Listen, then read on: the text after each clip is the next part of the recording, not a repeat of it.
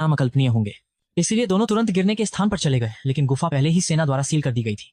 शिविर में जाकर लाओ बाई ने देखा कि कमांडर उसका पुराना दोस्त है और एक बीमारी नियंत्रक विशेषज्ञ तियाओ मेई भी वहां है।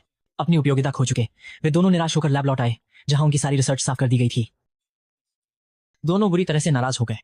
रात को दोनों ने सैनिकों का भेष धारण किया और बेस में घुस गए। फिर उन्होंने सैनिकों द्वारा इकट्ठा किए गए नमूनों को देखा और लाओ बाई को महसूस हुआ कि इस गुफा में कुछ और रहस्य छुपे हैं। कुछ ही घंटों में गुफा एक उष्णकटिबंधीय वन में बदल गई थी। फूल, पौधे और अजीब प्राणी विकसित हो गए थे।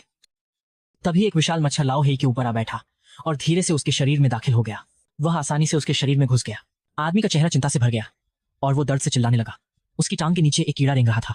डॉक्टर का सुझाव था कि अगर तुरंत टांग नहीं काटी गई तो जान का खतरा है। लाओ हेई ने यह सुनकर पूरे जोर से इसका विरोध किया। वो संघर्ष कर ही रहा था कि कीड़ा अचानक पलटा और उसके जांघ के अंदर घुसने लगा। मजबूत लाओ हेई ने फौरन आवाज लगाई। स्मृति से कीड़ा फिर दिशा बदली और उसकी आंत में चला गया। डॉक्टर ने 40 मीटर लंबी फोर्सेप उठाई और बिना रुके कीड़े को निकाल दिया। शहर में अलग अलग प्रकार के राक्षस दिखने लगे।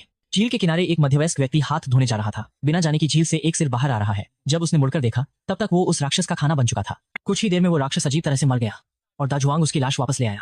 ऐसा लग रहा है कि धरती के नीचे से जीव बाहर आने लगे हैं, पर अभी तक वो धरती की हवा में ढल नहीं पाए हैं। दूसरी ओर 4 गृहिणियां घर में गपशप कर रही थीं कि उनमें से एक ने अलमारी से आवाज सुनी। जब उन्होंने अलमारी खोली तो अंदर एक बदसूरत हंस की पिटाई हुई शक्ल में था।